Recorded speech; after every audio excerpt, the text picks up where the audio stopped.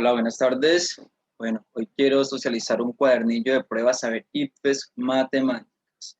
Veamos la primera pregunta. Dice, en su infancia el matemático Carl Friedrich Gauss descubrió una forma rápida para sumar números consecutivos. Por ejemplo, si quería calcular la suma de los números enteros del 1 al 10, seguía este procedimiento.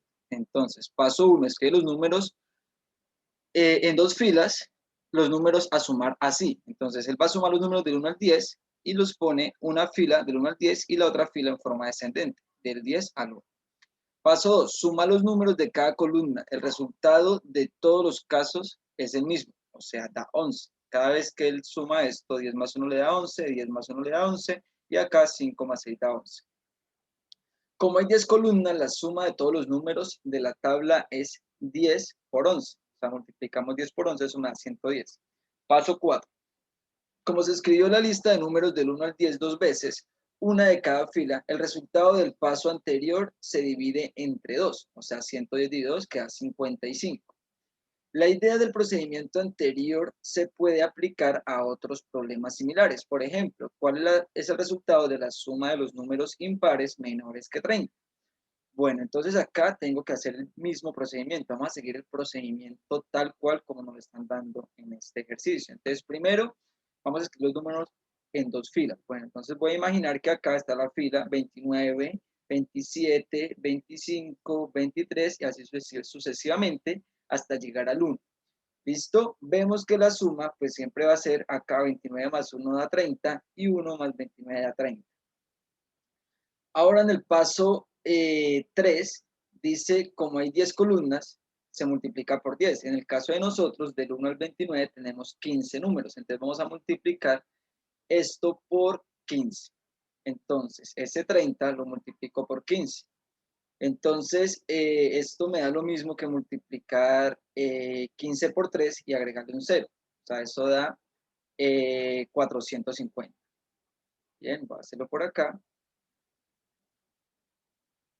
Listo. Y en el siguiente procedimiento, lo que me está diciendo es que lo divide entre 2 para obtener el resultado. Entonces, 15 por 30, dijimos que nos daba 450. Y en el paso 4 dice, como se escribió la lista de números del 1 al 10 dos veces, el resultado del paso anterior se divide entre 2. Entonces, ese 450 lo vamos a dividir entre 2 y me dará entonces 225. Así entonces puedo responder la A. Nos quedamos con la A entonces.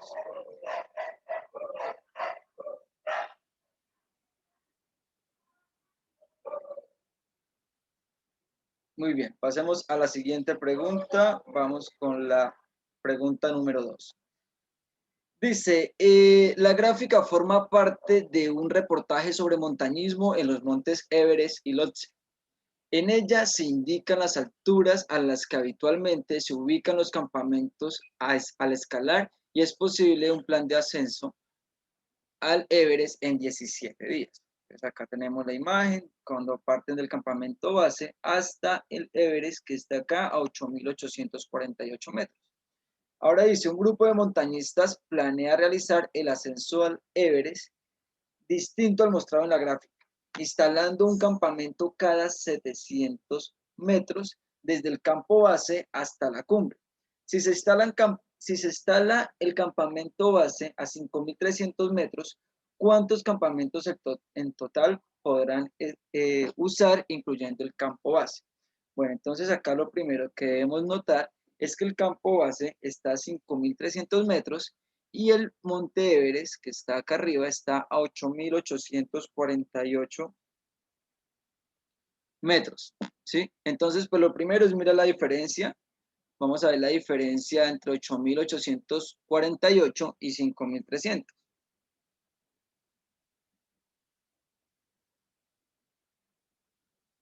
A ver si esto me permite acá insertar texto.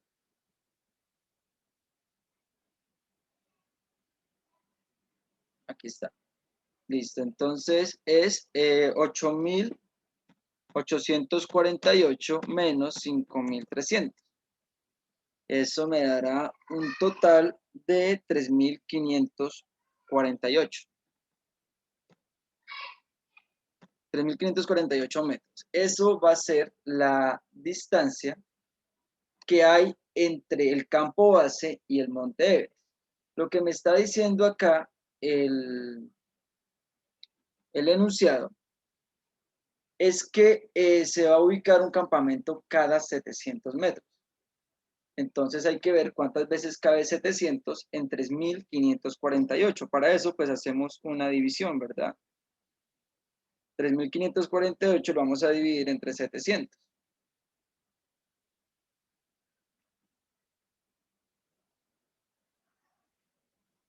Bien, acá tenemos entonces 3.548, que es lo que vamos a dividir entre 700. 700, a ver, 7 por 5, 35. Acá vemos que va a estar un poco más de 5 veces. Entonces nos vamos con la opción D, que dice 6 campamentos, ¿sí? Es 700 lo que necesito multiplicar. Si lo multiplico por 7, pues me va a dar precisamente eso. 700 me da 5, 7 por 5, 35 y sobran 48. O sea, necesito hacer un campamento más y es el que entra acá, que es el campamento base. Entonces son 6 campamentos los que se requieren. Muy bien. Entonces nos quedamos con la opción D.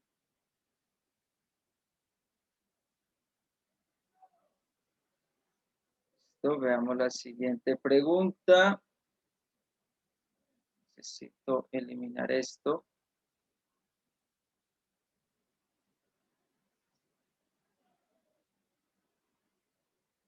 Muy bien, dice, dada la función definida a trozos f de x igual a 4x menos 6 para los x menores o iguales que 2 y x al cuadrado menos x para los x mayores que 2. Para evaluar la continuidad de la función se realizan los siguientes pasos.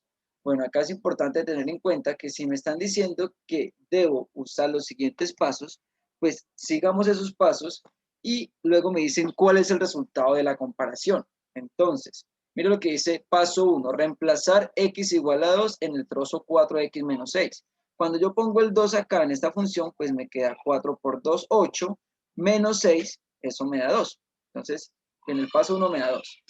Paso 2, se reemplaza x igual a 2 en el trozo x al cuadrado menos x. Entonces ahora nuevamente reemplazo el 2 y esto me da 2 al cuadrado 4 menos 2 da 2. Entonces vemos que tanto en el trozo 1, 4x menos 6, como en el trozo 2, me está dando lo mismo y es 2. Ahora en el paso 3 dice, se comparan los resultados de los pasos 1 y 2. ¿Cuál es el resultado de la comparación? Pues vemos que los resultados son iguales. Bueno, yo vi por ahí alguna discusión sobre esta pregunta, donde decían que por ser acá x menor o igual que 2, no se debía evaluar el 2, que el 2 no hacía parte de esta función. En realidad, eso es cierto, el 2 no hace parte de esta función, pero como estamos evaluando la continuidad, entonces sí miramos precisamente el límite, ¿qué pasa cuando me acerco a 2 en esta función? Para evaluar si es continua o no. Entonces, solamente sigo el procedimiento y ya está. Pregunta número 4. Dice, el ortocentro se define como el lugar geométrico en el cual se cruzan las tres alturas de un triángulo. En la figura se le han dibujado las alturas al triángulo MOP. ¿En cuál punto se ubica el ortocentro? Bueno, entonces, vemos que la altura, ¿sí? es la que forma un ángulo de 90 grados con cada uno de los lados. Entonces, la altura para este lado, MF, pues es el punto Q, que es donde forma un ángulo de 90 grados. Aquí en el ángulo O, como ya está de 90 grados, pues esta es la altura para este lado y esta es la altura para este lado, ¿sí? Entonces, este punto es donde se encuentra el ortocentro. Así entonces nos quedamos con la A. Bien, veamos la siguiente pregunta. Pregunta número 5. Dice, el Triángulo de las Bermudas está formado entre Miami, Bermudas y San José de Puerto Rico, con las distancias mostradas en la figura. Entonces acá tenemos las distancias que de Miami a Bermudas hay 1.035 millas, de Bermuda a San José hay 954 millas y de Miami a San José hay 1033 millas. Me dicen, si una milla son 1.6 kilómetros, ¿cuál es la distancia en kilómetros que separa a Miami de Bermuda en el triángulo? Listo, entonces pues sencillamente tengo que hacer una regla de 3. Tenemos que una milla es igual a 1.6 kilómetros, ¿cierto? Entonces necesito saber 1035 millas, que es la distancia que hay entre Miami y Bermuda, a cuántos kilómetros equivalen estas millas. ¿Sí? Entonces acá pues sencillamente lo que tengo que hacer es una multiplicación en cruz, entonces me queda x por 1, queda x, y en el otro lado me queda, entonces acá a este lado me queda x, y en el otro lado pues me queda 1.6 por 1035. Bueno, si ustedes hacen esta multiplicación de decimales, pues se va a dar cuenta que le da 1656.0, ¿sí? Entonces, acá la respuesta correcta va a ser la D, que es la que tiene los 1656 kilómetros que me da esta regla de 3. Muy bien, veamos la siguiente pregunta. La 6 dice, dos aviones diferentes realizan el mismo viaje entre dos ciudades. Sin embargo, salen y llegan a horas diferentes. En la gráfica se muestra la distancia en relación con las horas de vuelo para cada avión. Pues acá tenemos, sale uno a las 9, el otro sale a las 10 y muestran acá que uno dice kilómetros recorridos, uno recorre acá, bueno, son los mismos pues 1000 kilómetros, solamente que lo recorren en diferentes horarios.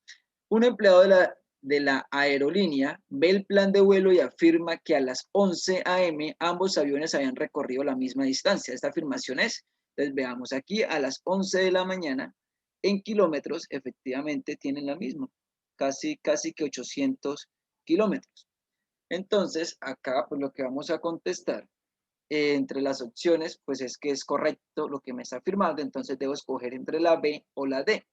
La B dice correcta, pues en este punto se cruzan ambas líneas. Y la D dice correcta, pues en este punto corresponde a la mitad de la distancia del viaje. Vemos que no es la mitad de la distancia porque son 1000 kilómetros y casi que tienen 800. Entonces nos quedamos con la B, que dice que es donde ambas líneas se cruzan. Bien, pasemos a la pregunta número 7. Dice, en la producción de flores bajo invernadero se utilizan 3 diferentes insumos aplicados a 4 especies del cultivo. La persona encargada del cultivo evaluó un indicador del crecimiento de las plantas bajo los efectos de cada uno de los insumos. Entonces acá tenemos la tabla con el indicador de crecimiento, entonces el insumo 1, el insumo 2 y 4 especies.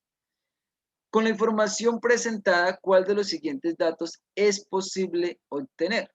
Necesitamos entonces ver qué podemos obtener a partir de esto. Veamos entonces, dice la A, el indicador de crecimiento promedio del insumo 1 en todo el cultivo. Es el insumo 1, acá nos dice que está en 5, en la especie 2 está en 2, en 6 y 9. Dice el indicador de crecimiento promedio del insumo 1. Claro, yo puedo sumar estos 4 datos y dividirlos entre 4 y eso lo puedo obtener. Entonces, creería yo que es veamos la B, la cantidad total de insumo que debe comprarse semanalmente. No sabemos qué cantidad de insumo están aplicando, o sea que eso no me sirve. La C dice la producción total semanal de la especie 3 alimentada con el insumo 3. Acá me están hablando es del índice de crecimiento o el indicador de crecimiento, no de la producción. Y la D dice la cantidad del insumo 2 que debe aplicarse a la especie 3. Ni la B y la D casi que son la misma. Entonces, efectivamente, nos quedamos con la A. Listo, veamos la pregunta número 8. En un parque hay 4 puntos, P, Q, R y S, los cuales están conectados por caminos rectos y curvos. La siguiente tabla muestra la distancia que hay entre varios pares de puntos, bien sea por caminos rectos o por caminos curvos. Tenemos la tabla entonces. Luego nos dice, un estudiante quiere desplazarse desde el punto Q hasta el punto R recorriendo la menor distancia. Él sugiere la siguiente ruta, desde el punto Q al S y luego desde el punto S al R por los caminos rectos.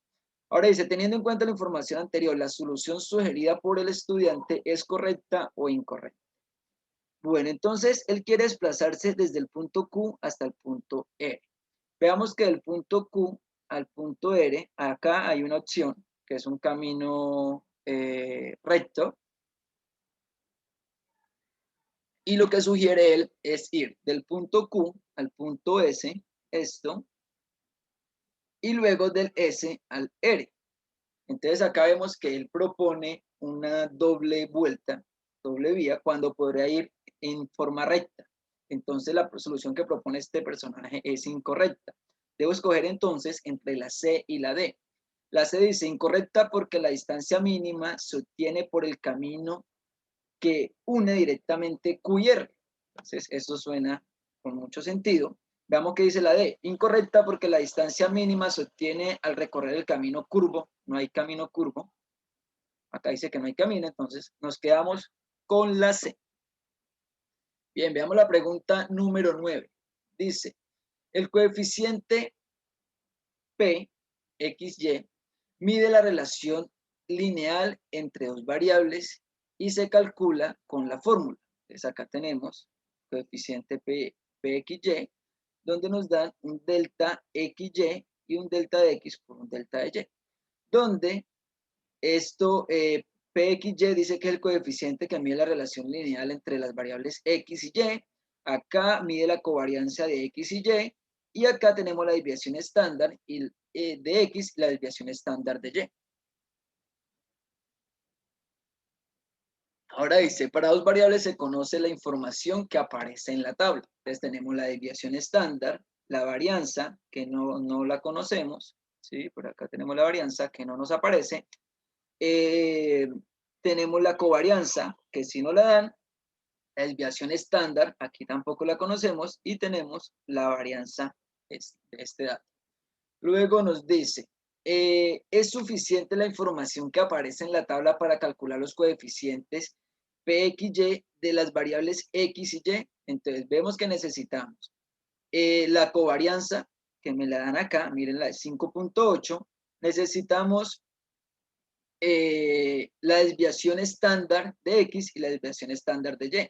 Vemos que la desviación estándar de X, aquí está, que es 1.7, sería esta, pero la desviación estándar de Y no la conocemos.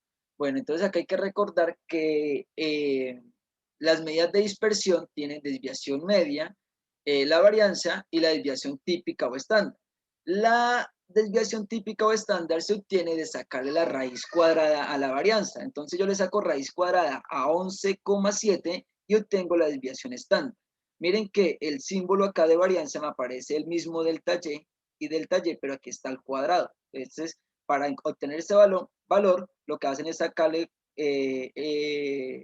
hallar el cuadrado de la desviación estándar. Lo mismo ocurrió acá, a 1.7 lo elevo al cuadrado y tengo la varianza. Entonces, a la pregunta, ¿es suficiente la información que aparece en la tabla para calcular el coeficiente PXY de las variables X y Y? La respuesta es sí, porque la desviación estándar se puede obtener a partir de la varianza. Tengo para escoger entre la A y la C, que son el sí. La A dice sí, porque la desviación estándar de Y es igual a la desviación estándar de X. Eso no es cierto, o no lo sabremos, no lo sabemos, habría que calcularlo. C, sí, porque la desviación estándar de Y puede calcularse a partir de su varianza. Esta sí me da lo que necesito. Muy bien, entonces la respuesta correcta es la C. Veamos la pregunta número 10. Dice, en la tabla se muestra la distribución de frecuencia de los pesos de los paquetes que llegaron a una oficina de correo un día de trabajo. Entonces tenemos grupo 1, grupo 2 y grupo 3, el peso y la frecuencia absoluta. ¿Cuántos llegaron de ellos? A partir de la anterior información, un funcionario construyó la siguiente gráfica. Entonces, grupo 1 entre 0 y 9 es 8 y acá puso 10. Ahí hay un error. Entre 3 y 5.9 hay 12, acá pusieron 12, está bien. Y entre 6 y 9 habían 10 y puso 8. Entonces hay error ahí y es que está invertido el grupo 1 con el grupo 3. Ahora dice, ¿qué error se cometió al construir la gráfica? Entonces, acá dice, se intercambiaron las frecuencias de los grupos 1 y 3. Efectivamente, eso fue lo que pasó. ¿Sí? La B dice, se dejaron las barras sin espacio entre ellas. No, porque acá podemos ver que está en intervalos, es una variable cuantitativa continua, entonces eso está bien. Se presentó mal el valor de frecuencia absoluta del grupo 2, el grupo 2 de hecho es el único que está bien. Y la D, se nombraron incorrectamente los ejes, peso y frecuencia absoluta, no, está perfecto. Entonces, efectivamente nos quedamos con la A. La pregunta 11 dice, una empresa de baldosas quiere diseñar nuevas formas para sus productos configurando superficies que tengan características especiales formadas por distintas figuras. Para ello efectúa el siguiente procedimiento. Paso 1. Elegir figuras con las cuales sea posible formar paralelogramos. Bueno, acá tengamos en cuenta que paralelogramos pues son aquellas figuras planas que tienen lados paralelos como rectángulos, cuadrados, trapecios, rombos, ¿sí? Dice, verifica que al unir las figuras para formar cada paralelogramo no quede espacio entre ellas ni se superponga.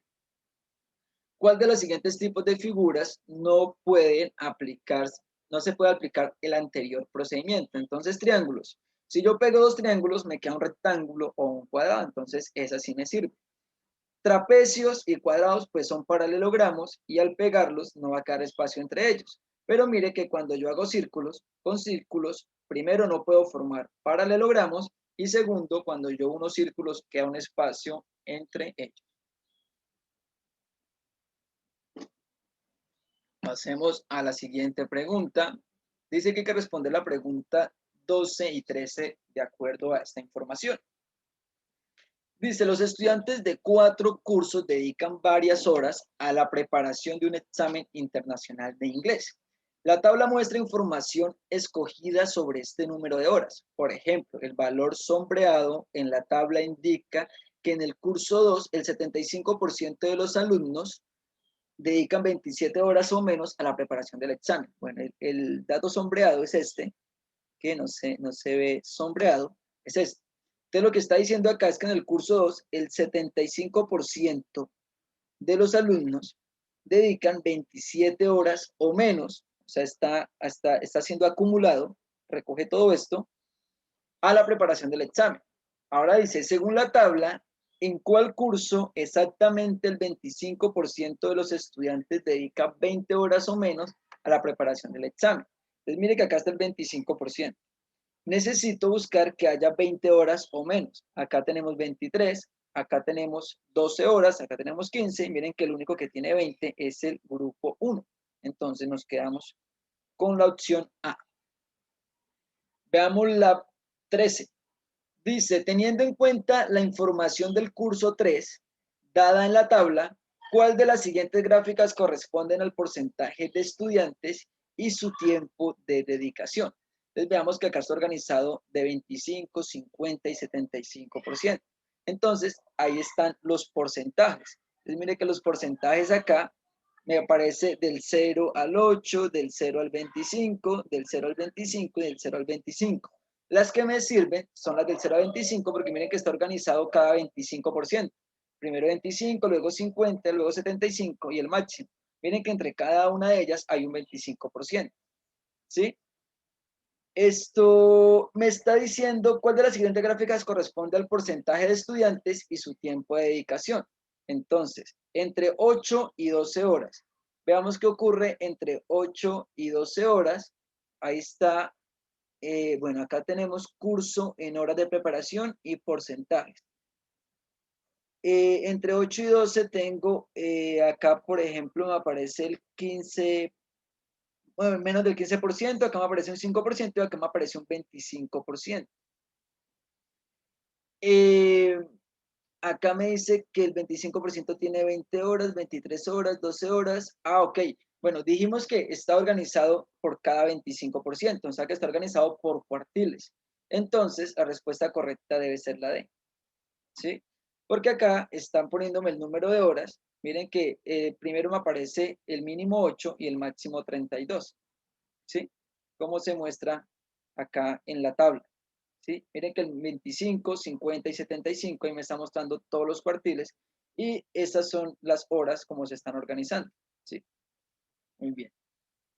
Veamos la pregunta 14. Dice, se va a marcar los libros de una biblioteca utilizando un código formado por una vocal seguida por 2 dígitos. Entonces acá tenemos para el primer espacio que puedo poner una vocal, A, E, I, O, o sea, para este tengo 5 opciones. Acá debe ir un dígito del 0 al 9, o sea, son 10, y acá también puede ir un dígito del 0 al 9. Entonces recuerden que esto es principio de multiplicación. Yo pongo las opciones. Para este tengo 5 opciones, para este tengo 10 opciones, y para este tengo 10 opciones. Luego, para saber cuántas posibilidades tengo, pues yo multiplico 5 por 10 por 10. Entonces 10 por 10 me da 100, le agrego, lo multiplico por 5, o sea, es 500 la multiplicación de este. Ahora dice, en la biblioteca hay 405 libros de historia y el encargado afirma que con estos códigos podrá marcar todos los libros. Esta afirmación es, pues efectivamente es correcta porque incluso le van a sobrar 95 códigos. Entonces debo escoger entre la A o la D. La A dice correcta porque el número de códigos es mayor que el número de libros de historia. Perfecto, esa debe ser. La D dice correcta porque el número de códigos coincide con el número de libros. No, eso no es cierto. No nos dio 405, sino que nos dio 500. Veamos la pregunta número 15. Dice, un turista llega a Colombia y planea gastar $2.000 en una, $2.000. En una casa de cambio le ofrecen lo siguiente, pues debe cambiar sus dólares a pesos colombianos. Entonces le compran cada dólar a 2.700 pesos colombianos. Y le venden cada dólar a 2.850 pesos colombianos. Esto siempre pasa cuando uno viaja a otro país y tiene que cambiar dinero a dólares, siempre pierde plata. Cuando usted compra, bueno, en el caso de nosotros es lo contrario, compra dólares a 2.850 y si a usted le sobra plata y quiere volverlo a cambiar, ya pierde 150 pesos por cada dólar. Ese es el negocio de las casas de cambio. Dice, después de su estadía no gastó todos los dólares que cambió a pesos colombianos. Entonces efectuó el siguiente procedimiento para saber cuántos dólares recibirá por los pesos que le quedaron. Sin embargo, cometió un error. Bueno, este es el otro tipo de pregunta que hace el ICFES con pasos. En la anterior que tenía pasos, vimos que nos dijeron, sigan los pasos y contesten. En este nos dicen, mire los pasos y diga en cuál está el error. Entonces, paso 1, multiplica $2.000 por 2.700 para determinar la cantidad de pesos colombianos que recibe inicialmente. Eso está bien. Él cambió $2.000 y el dólar se lo compraron a 2.700. Eso está bien. Paso 2, al valor obtenido en el paso 1 le resta la cantidad de pesos colombianos que gastó. Bueno, eso también estaría bien, ¿sí? Suponiendo que le hayan dado, por ejemplo, 1.000.000 y le quedaron 200, pues entonces a 1.000.000 le resta de 800.000 que gastó, entonces le están quedando 200. Ahora dice, divide el resultado del paso 2 entre 2.700 y este resultado es la cantidad de dólares que recibirá por el dinero sobrante. No debe dividirlo por 2.700 porque ya no se lo van a vender a 2.700, sino que ahora se lo van a vender a 2.850. Entonces, el error está aquí en el paso 3. Este paso 3 está mal. Entonces, así debo escoger entre la B o la D. La B dice, en el paso 3, porque el valor obtenido en el paso 2 debe restarse 2.700, que es el precio de venta de dólares en pesos colombianos. Veamos la D. En el paso 3, porque el valor obtenido en el paso 2 debe dividirse entre 2.850, que es el precio de venta de dólares en pesos colombianos. Eso estaría correcto. El paso 2, pues prácticamente me están repitiendo lo que ya dice acá. Entonces la respuesta correcta debe ser la D. ¿Listo? Veamos la pregunta número 16. Dice, Esta tabla aparece en el reverso de una bolsa de comida para gatos. Dice, tamaño del gato, pequeño y grande, porción de comida, gramos por animal por día.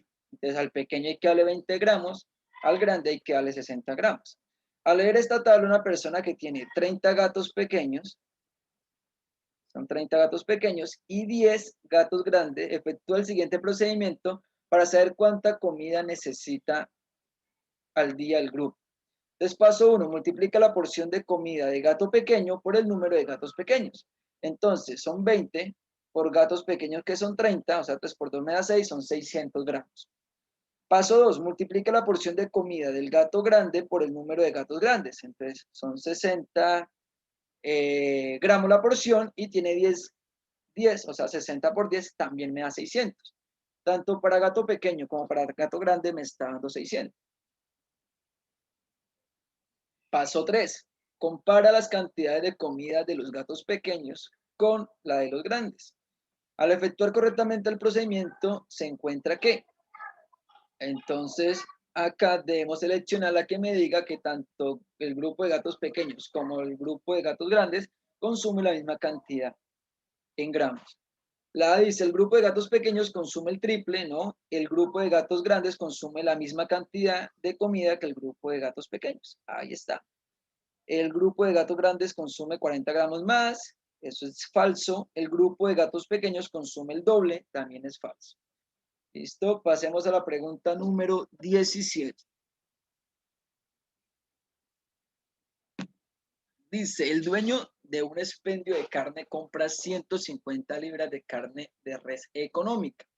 Llaman X el precio de carne económica. Y 50 libras de carne premium. Entonces acá 150 libras económica y 50 premium. Y afirma que cada compra corresponde al 25 y 75% de su dinero respectivamente. Si la carne premium cuesta 3 veces lo que cuesta la carne económica, la afirmación del dueño es, bueno, acá uno tiende a pensar que es correcta, que es verdadera esa afirmación, porque uno se deja llevar en el caso de las libras de carne, que 150 y 25 pues representarían un 25 y un 75%. Pero él está diciendo que es de su dinero, no del precio, no de la cantidad de carne. Entonces, sabiendo que la carne premium cuesta 3 veces más, esas 50 libras cuestan lo mismo que 150 libras de carne económica. Porque, por ejemplo, si usted le pone un valor a la carne económica, pongámosle 5.000 pesos, usted multiplica 5.000 por 150, o sea, sería lo mismo que 15 por 5, sería 75, serían 750.000 pesos. Como la carne premium cuesta 3 veces más, ese valor sería ahora de 15.000 pesos. Si usted multiplica 15.000 por 50, le darían los mismos 750.000 pesos. Entonces la afirmación del personaje es falsa porque el valor de las carnes es la misma, no el 25 y el 75%. Entonces debo escoger entre la B y la D. La B dice falsa porque 150x es igual a 50 por 3x, por lo tanto los precios de carne comprada son iguales y así se tiene que cada uno es el 50% del total. Efectivamente, esa es la opción correcta. Y acá en la D, lo que hacen es comparar la cantidad de carne. 0,75 por 200 y 0,25 por 200, pero no tiene nada que ver con lo que me están preguntando. Veamos la pregunta número 18. Dice, Rosendo le solicitó al banco un préstamo por 200.000 pesos y planea cancelarlo en 5 pagos mensuales. Cada mes abonó 40.000 pesos a la deuda y paga un interés del 10% sobre el saldo a la fecha. La tabla muestra la cantidad de dinero que Rosendo debe pagar a las 2 primeras cuotas. Aquí tenemos la cuota, la primera es de 60.000 y la segunda de 56.000. Él tiene un costo fijo, un aporte fijo de 40.000 y el 10% de interés sobre lo que esté debiendo. Inicialmente debe 200.000. Sabemos que para calcular el 10% le quito un cero, entonces el 10% de 200.000 pues es 20.000. el 10% de 160.000, pues es 16.000. A esto le sumo los 40.000 de la cuota fija y me está dando este valor de acá. Ahora, necesito calcular la tercera cuota. Dice, ¿cuál es el valor que debe pagar Rosendo en la cuota 3? Entonces tenemos 120.000, le quito un 0, me quedan 12.000 pesos. Más 40.000, pues da 52.000 pesos. Entonces la correcta acá sería la opción B. Bueno, sigamos entonces. Vamos con la pregunta número 19. Dice, en la figura se muestra una sucesión de cuadrados cuyos lados están en centímetros. Ese es el tipo de preguntas que sale con sucesiones. Entonces, acá nos dan 4 cuadrados, donde está la posición 1, posición 2 y posición 4, y el lado de cada cuadrado es 3, 5, 7 y 9. Dice, las áreas de los cuadrados de la figura se especifican en la tabla. Entonces, la posición 1 hasta la posición 4 muestran su área, 9, 25, 49 y 81. Que pues sabemos que el área de un cuadrado se calcula multiplicando o elevando su lado al cuadrado. Ahora dice, la expresión que representa el área del cuadrado en términos de la posición n es. Bueno, acá pues me dan la fórmula, entonces debo verificar cuál de estas fórmulas me sirve. Una forma pues es reemplazar la n, que es la posición, y el resultado que me debe dar pues es esta área. Entonces veamos qué pasa cuando reemplazo el 1. 2 por 1 da 2 más 1, 3. 3 al cuadrado pues va a dar 9. Cuando reemplazo el 2, 2 por 2, 4, más 1, 5, 5 al cuadrado da 25. Cuando reemplazo el 3, 2 por 3 da 6, más 1, 9, al cuadrado da, 6 más 1, 7, al cuadrado da 49. Y cuando reemplazo el 4, 2 por 4, 8, más 1, 9, al cuadrado da 81. Ahí vemos que esta fórmula me cumple para todos. Veamos que si reemplazo en cualquiera de las otras fórmulas ya no me va a servir. Por ejemplo, acá, esta podría servir para algunos, pero no para todos. Si yo elevo 2 a la 1, para empezar con la posición 1, me da 2, más 1, 3, al cuadrado da 9. Acá cumple. Cuando lo hago con el 2, igual, 2 al cuadrado 4, más 1, 5, al cuadrado 25. Y acá ya deja de funcionar. Mire que 2 al cubo, 2 por 2, 4, 4 por 2, 8, más 1, 9, y 9 al cuadrado 81 cuando necesitaba que me diera 49. Ahí vemos que ya no está funcionando. Bien, pasemos a la pregunta 20. La pregunta 20 dice lo siguiente.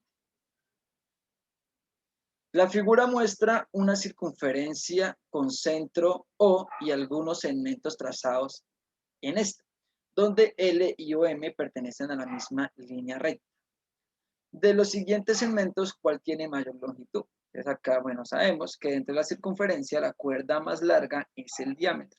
Entonces esta longitud LM le va a ganar a esta longitud y a cualquier otra que haya dentro de la circunferencia. Entonces acá la respuesta correcta es la A.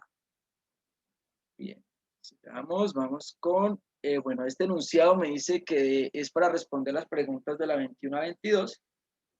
Veamos entonces. Dice, una universidad realizó un estudio para determinar si existe alguna relación entre el color de los automóviles y la seguridad vial. Del estudio se concluyó que el color plata es el más seguro, pues por cada 10 autos de color, uno fue objeto de un accidente, o sea, está accidentándose al 10%. Se obtuvo también la información de la gráfica correspondiente al porcentaje de accidentalidad de automóviles de varios colores. Entonces acá tenemos la accidentalidad y el porcentaje de cada uno con ellos, de cada uno de ellos. Bueno, pregunta 21. El Ministerio de Transporte, basado en esa información, quiere implementar una estrategia para bajar la tasa de accidentalidad. Para esto exigirá adquirir un seguro cuyo valor a pagar por el propietario sea proporcional al porcentaje de accidentalidad del color del automóvil. Teniendo en cuenta la información de la gráfica, es correcto afirmar que el valor a pagar del seguro, pues acá vemos que va a ser más económico el de color plata y más caro el de color negro. Veamos qué sugieren las opciones de respuesta. La A dice, de los automóviles de color blanco será el segundo más bajo al más alto. De los automóviles color blanco será el segundo del más bajo al más alto.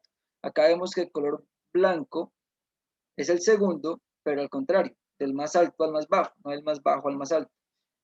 La B dice, los automóviles color negro serán los más altos de todos. El color negro será el que pagará un seguro más alto porque es 70%, eso es correcto.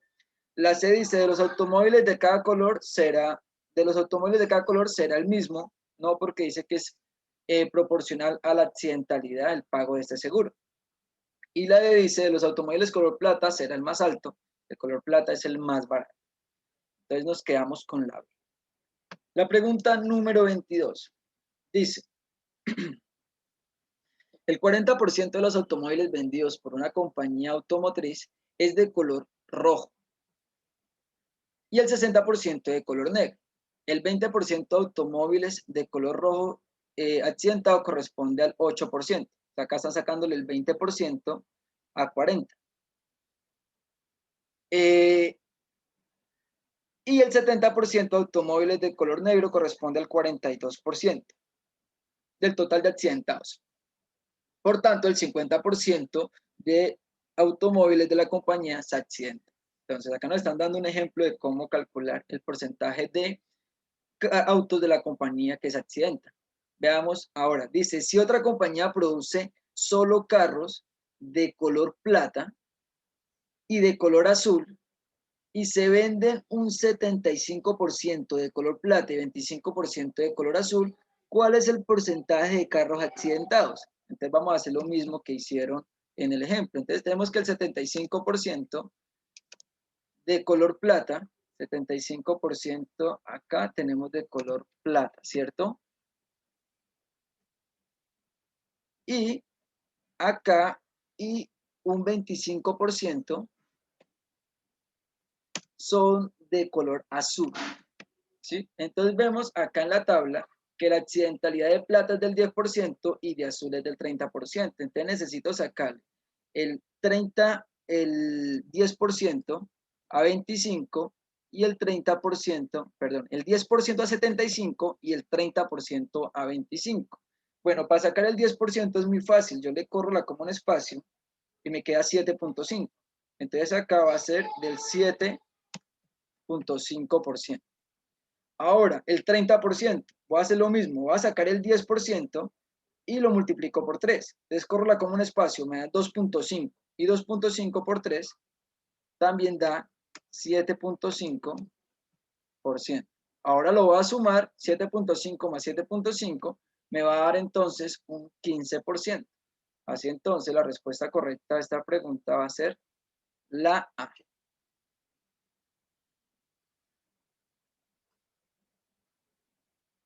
Sigamos con la pregunta número 23 que tenemos por acá.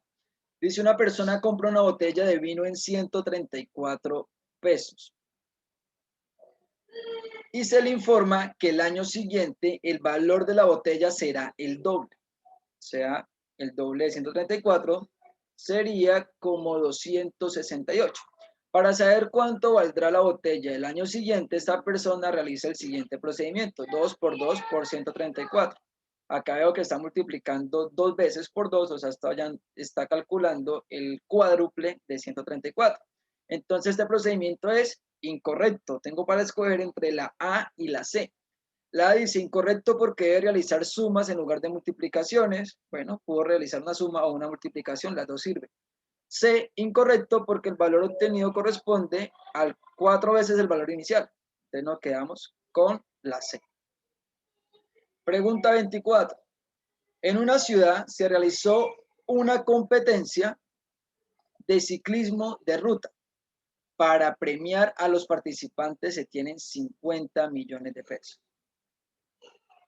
que se repartirán entre los 3 primeros puestos, como se indica a continuación. Entonces, primer puesto, la mitad del dinero total, o sea, 25 millones. Segundo puesto, 2/5 del dinero total. Entonces, multiplico por 2 y lo divido entre 5. Cuando multiplico por 2 me da 100, cuando divido entre 5 me da 20. Entonces, 25 para acá, 20 para acá van 45. Y tercer puesto, el dinero restante, o sea, al último le tocan 5 millones. Para calcular el dinero correspondiente al tercer puesto, se propone sumar el dinero recibido por el primero y el segundo puesto y el resultado restárselo a 50 millones. ¿Qué cantidad de dinero recibe el tercer puesto? Ya lo habíamos dicho, Recibe entonces 5 millones de pesos. Bien, pasemos a la pregunta número 25. Dice, la figura representa la cantidad de hojas de miles de unidades que se utilizaron durante el primer semestre del año en una imprenta. Entonces acá tenemos la cantidad de hojas y el mes. Según la gráfica, ¿cuál es el mes? ¿Cuál fue el mes en que hubo mayor gasto de hojas de imprenta? Entonces acá vemos que el pico más alto está acá en abril, ¿sí? Desde marzo a abril, pues empezó bajo, pero llegó al más alto. Y marzo empieza alto, pero, no, acá está de abril a mayo, que sería, bueno, sería el mes más alto, ¿no? Que sería abril, que va de abril a mayo, sería esta parte, que es el más alto. Acá marzo también pues puede ser un candidato porque se encuentra en los picos, pero empieza muy abajo y va creciendo. Entonces solamente como en los últimos días del mes de marzo fue que hubo un gasto alto. Pero acá en abril vemos que se mantiene ese gasto alto por encima de 20 en todo el mes. Entonces nos quedamos con la D. Pregunta 26. En la figura se muestra una construcción geométrica y las medidas de los ángulos de esta. ¿Cuál de las siguientes tablas muestra correctamente la relación de los ángulos formados? Bueno, lo primero que yo sé cuando miro esta gráfica es que los ángulos internos de un triángulo miden 180 grados. Entonces, MPQ debe sumar 180. Entonces, esta está bien y esta está bien. La única que voy a descartar por el momento va a ser la A, porque me dice que eso vale 360 grados. Luego, nosotros sabemos que un ángulo llano mide 180 grados. Entonces, si yo lo parto acá y digo que este ángulo vale, por ejemplo, 30 grados, este ángulo de acá vale 30 grados, pues este resto de ángulo va a valer 150, ¿cierto? Son ángulos suplementarios en ese caso. Entonces, todas las líneas rectas que vemos acá como YP, como ZQ y como MX van a sumar 180 grados. Entonces veamos que la B pone 360, en la C 360 y acá sí efectivamente está 180 grados. Entonces ya puedo descartar estas opciones y quedarme con la opción D, que es la correcta. Y bueno, no era necesario saber que los ángulos externos X, Y y Z suman 360 grados. Perfecto. Sigamos con la pregunta número 27. La pregunta número 27 dice, la figura muestra un triángulo PQR inscrito en un rectángulo EFGR, una de sus alturas QM y las medidas de algunos segmentos del rectángulo. Acá tenemos 10, 70, 50, 10, 60. Los procedimientos correctos se describen para calcular el área de un triángulo. Procedimiento 1, se calcula el área del rectángulo EFGR y a este valor se le resta el área de los triángulos PFQ, EPR y QRG, o sea, de este triángulo de acá, de este triángulo y de este triángulo. Es básicamente lo que hago para calcular un área sombreada, ¿cierto? Si me sombraran ese triángulo de adentro, pues lo que hago es hallar el área del rectángulo y restarle las áreas sobrantes. Procedimiento 2, se calcula la altura QM, esta altura, y la base PR, o sea, esta, del triángulo a partir de los datos existentes. Luego la multiplicación de estos dos valores se divide entre 2. Luego me dice, una persona afirma que es más rápido utilizar el procedimiento 1 que el procedimiento 2. Un argumento que puede utilizar esta persona para justificar correctamente su afirmación es la siguiente. Entonces, miren lo que me están diciendo acá. Necesitamos justificar esa afirmación, ¿sí? O sea que ya están dando por hecho que eso es cierto, que el procedimiento 1 es mejor que el procedimiento 2. Y acá en las opciones dice A, primer procedimiento, y dice C, primer procedimiento. ¿Sí? ¿Sí ven cómo las opciones están la A y la C justificando el primer procedimiento y la B y la D el segundo procedimiento, cuando lo que necesitamos es justificar que el primer procedimiento está bien? Entonces la A dice, el primer procedimiento se puede efectuar con los datos que se muestran en la figura. El segundo requiere calcular información adicional. Eso sería cierto. Yo ya tengo base y altura de este triángulo, tengo base y altura de este, tengo base y altura de este, y tengo el lado de cada, los lados de rectángulo, ¿cierto? Entonces, eso es cierto. Entonces, eso estaría correcto. Veamos qué me dice la C. El primer procedimiento requiere solo cálculo de área de rectángulos. El segundo requiere el cálculo de área de triángulos. El primer procedimiento también requiere área de rectángulos, entonces por eso me quedo con la A. Y miren que la B ya habla del segundo procedimiento y la D también del segundo procedimiento, cuando lo que necesitamos es justificar que el primer procedimiento está bien. Listo, pasemos a la pregunta número 28. Esta pregunta 28 generó bastante controversia en la prueba. Dice, en una perfumería se envasan unos de los productos en frascos cilíndricos con tapas esféricas. La imagen muestra el prototipo de uno de los frascos donde R1 es igual a 3, o sea, este radio de acá, corresponde al radio de la esfera. H, 10 centímetros, corresponde a la altura del cilindro, y R2, 5 centímetros, corresponde al radio del cilindro. Pues acá tenemos las medidas. Dice, una perfumería quiere construir una caja donde pueda empacar este frasco. Por tanto, analiza tres opciones. La opción 1, construir una caja cilíndrica que haga una altura mayor a 10 centímetros. Más 2 por 3 igual a 16 centímetros. Entonces, acá están teniendo en cuenta los 10 centímetros, que son esa altura del cilindro, más el diámetro de esta esfera. Como sabemos que el radio es 3, por eso lo multiplican por 2, y totalmente la altura sería de 16. Y una base de diámetro mayor a 2 por 5, o sea, mayor a 10 centímetros. ¿Sí? Entonces, esto es porque este radio vale 5, entonces necesito una caja con el diámetro mayor a 10. Entonces, la opción 1 es perfecta para empacar ese artículo. La opción dice, construir una caja con una base cuadrada que tenga un lado de longitud mayor, nuevamente a 10, y que tenga una altura de 10 centímetros más 2 por 3 igual a 16. Miren que es la altura. Bueno, acá la controversia se da en porque en la opción 1 dice mayor y en la opción 2 no dice mayor. O sea, es como que la altura de la caja es exactamente igual a la de este perfume, ¿sí? Y la opción 3 dice construir una caja cilíndrica que tenga una altura de 16 y una base de diámetro 5. Entonces la opción 3 definitivamente es la que nos sirve. Entonces las opciones de respuesta estaban entre la A y la B. La A, que es solamente una opción, solamente esta opción serviría, y la opción 2 no la pondrían por lo que no dice acá que la altura sea mayor. Bueno, después de mucho analizarla y pues debatir entre varias personas, se llegó a la conclusión de que la respuesta correcta es la B, de que a pesar de que la altura es exactamente 16, la caja pues cerraría apenas y se podría utilizar. Entonces, es la opción 1 y la opción 2. Bueno, pregunta número 29.